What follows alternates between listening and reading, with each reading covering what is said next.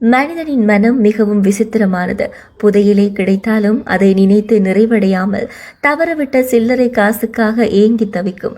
எவ்வளவு அன்போடு வாரி அணைத்துக் கொண்டாலும் கத்திக்கு வெட்ட மட்டும்தான் தெரியும். சில உறவுகளும் கத்தியை போன்றவர்கள்தான். நாம் எவ்வளவு அன்பாக இருந்தாலும் நம்மை காயப்படுத்தி கொண்டே இருப்பார்கள்.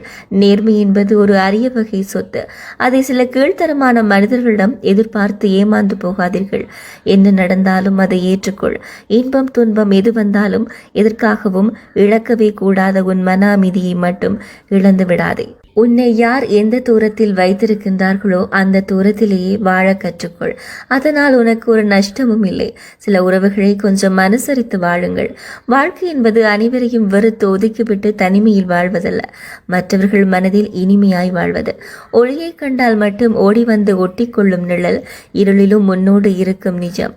சில உறவுகளும் அப்படித்தான். அவர்கள் பொழிகின்ற பாசம் நிழலா நிஜமா என்பதை நீங்கள் தான் உணர்ந்து கொள்ள வேண்டும்.